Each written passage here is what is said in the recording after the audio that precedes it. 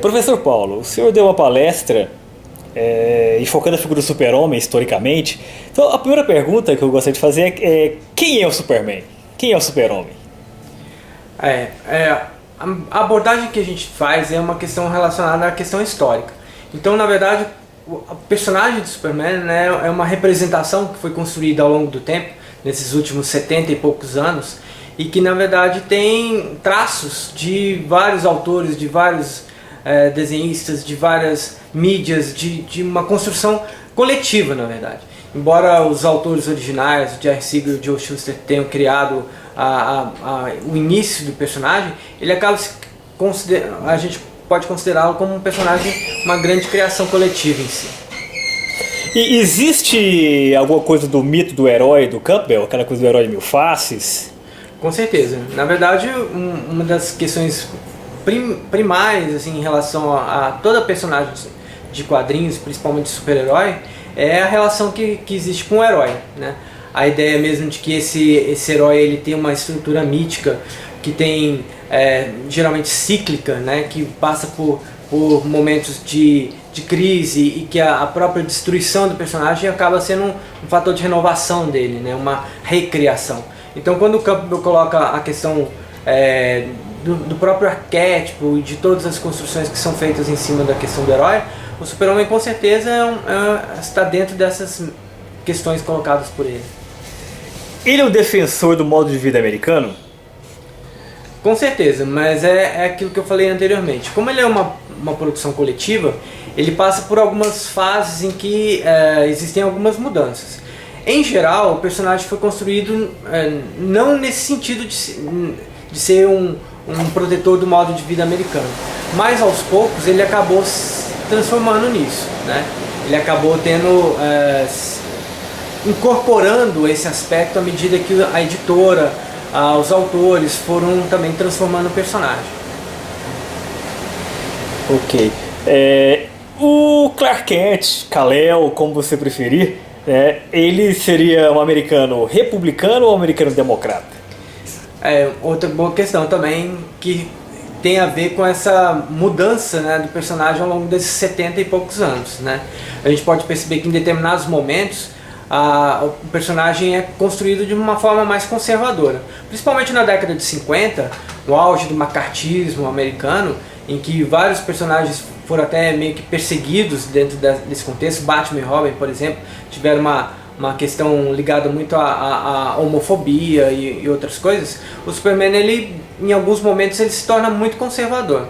Em outros, ele já é mais liberal. A crítica mesmo, a própria questão do governo Bush, que foi feito na época, criando trazendo a figura de um dos maiores vilões do personagem, que é o Lex Luthor, transformando o Lex Luthor em presidente da República dos Estados Unidos, também mostra um pouco da insatisfação naquele momento com aquela visão de mundo que era colocada. Então a gente pode dizer assim que em determinados momentos ele foi muito conservador, em outros mais liberal, e dependia muito do contexto em que se produzia o personagem. Mas a gente pode dizer também que o Clark Kent quase sempre poderia ser colocado como um republicano, sempre um instinto mais conservador mesmo. Ok. Os criadores do Superman foram dois meninos judeus, né? Sempre diziam que tomaram como modelo Moisés, né? Quando que o Super-Homem tornou-se Jesus? Isso é uma questão interessante também e abordada de uma maneira também diferenciada. Quando eu falo que o personagem é uma criação coletiva, a gente pode dizer até que, recuperando o próprio Humberto Eco, ele seria até uma espécie de obra aberta. Isso mostra que o personagem, ele, quando ele teve seus direitos comprados pela editora, ele passa a ser uma propriedade da editora. E a editora acaba levando esse personagem para caminhos que vão sendo modificados ao longo do tempo. Para isso ela contrata desenhistas, escritores, etc., que vão modificando. Então a gente pode perceber que os traços originais do personagem, criados lá ainda na década de 30, pelo Siegel e pelo Shuster, né, os autores originais, carregavam muito esse sentido do salvacionismo mesmo. Um cara que vem de fora, né, um estrangeiro, um alienígena que vem entregue pelo pai, né, para poder salvar o mundo, já tinha desde o seu início traços relacionados à figura de Jesus Cristo, né? Mas ao mesmo tempo ele passou, principalmente na década de 40, a incorporar a figura do líder que levaria para um mundo melhor, para uma, vamos dizer assim, uma terra prometida, que se construiu principalmente a partir da década de 40. E logo depois, principalmente na década de 80, ele se transforma novamente numa questão de um símbolo que inspira os outros heróis, que inspira os seus apóstolos, né? A gente pode dizer a Liga da Justiça, a se transformar em algo melhor. Então, nesse sentido, a gente pode até ter uma inversão. A gente pode dizer que no início ele era mais uma figura de Cristo, depois passa para uma figura de Moisés e depois volta novamente a uma figura de Cristo. E essa coisa assim, voltada para a ideia da religião, da filosofia, tudo mais, acabam sendo traços importantes da incorporação que o personagem recebeu ao longo do tempo. Então a gente pode até dizer que esses traços na questão religiosa, ou mesmo na questão filosófica, foram sendo incorporados e percebidos até posteriormente ao longo desses 70 e poucos anos aí de história. Perfeito. 70 anos, né? Ele foi criado nos anos 30. O Super-Homem, ele ainda dialoga com o público de hoje? Ele é relevante para o mundo de hoje? Ou a fama que ele tem é mais por inércia? A gente pode considerar que ele ainda tem aquela questão anterior relacionada à figura mítica do herói, ela ainda mantém relevância. Por mais que o Superman ele tenha hoje não tantas vendagens, a vendagem tenha diminuído, a questão mesmo da própria incorporação à mídia, né, principalmente relacionado com o cinema, não é tão forte quanto outros personagens como os X-Men, o Homem-Aranha, o próprio Batman, etc. O Superman ele está um pouco fora desse sentido, mas acaba ainda mantendo o interesse pela questão do personagem. Muitos dos leitores atuais são leitores que acompanham o personagem há muito tempo. Então a gente pode ver leitores aí de 20, 40, 60, né, 80 anos que ainda acompanham o personagem. Ele passa por uma fase atualmente de tentar recuperar um pouco do público jovem, né, o adolescente, o jovem aí na faixa dos seus 20 anos, que ainda talvez o leia muito por causa da incorporação que ele tem no universo da DC Comics. Então, como ele é o grande líder, ele não aparece só nas suas próprias revistas, né? Ele está aí nos grupos, na Liga da Justiça e em vários outros, e que acaba fazendo com que ele se torne um personagem que tem ainda uma ligação forte do mercado consumidor. Haja visto que ainda existem 3 revistas mensais do personagem, isso garante realmente que ele tenha um público consumidor bastante grande ainda. O uniforme de Super-Homem é meio que ridicularizado, a coisa da cueca por cima da calça e tal. É dos anos 30, afinal de contas. Era um homem forte dos anos 30, né? Que foi a inspiração. Virou do circo, né? Isso. Você acha que seria possível renovar o uniforme sem perder a essência do personagem ou trair os fãs, alguma coisa assim? Já houve várias tentativas, né, de mudança do layout do personagem. E ao longo do tempo ele sempre retornou ao uniforme tradicional.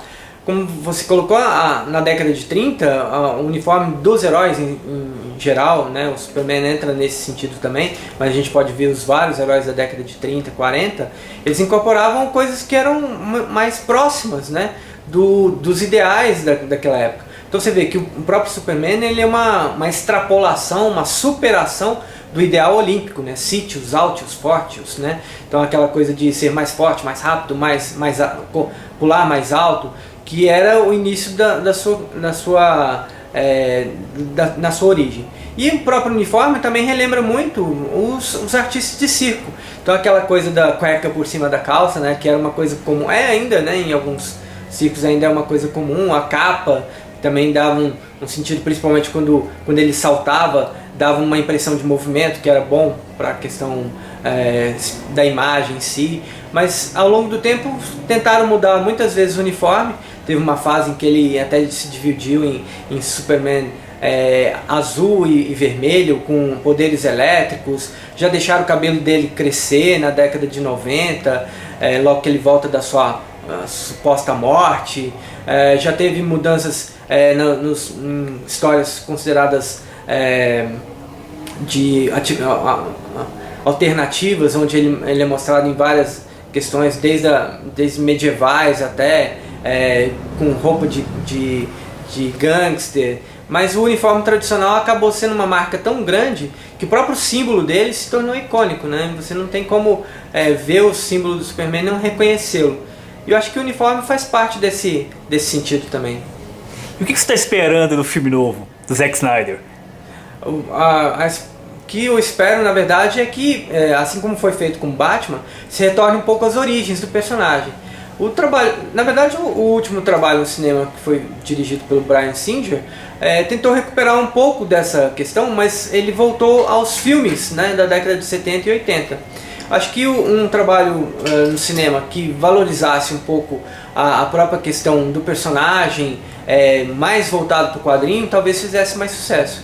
Claro que são linguagens diferentes, são formas de percepção diferentes, até mesmo a questão relacionada com a estética mesmo, para o próprio filme, é diferente, né? O último uniforme do Super-Homem, por exemplo, tinha pequenos símbolos, né, no uniforme, imperceptíveis, né, ao olhar, mas que eram uma coisa que contribuía.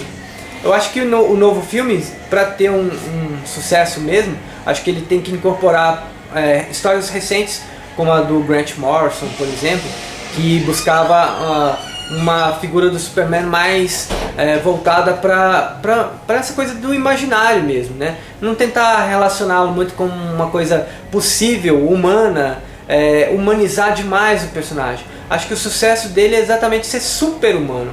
O sucesso dele é ser uma extrapolação do que a gente não consegue ser. Então, questões como o caráter, questões como a ingenuidade em determinados momentos, eu acho que isso tem que voltar um pouco, né? Deixar essa coisa muito próxima da realidade para filmes que tratam da realidade. Filme de super-herói é para ser um filme onde o imaginário tem que ser remexido, e acho que esse seria um ponto importante. Bom, vamos aguardar então para o alto e avante. Obrigado. Obrigado.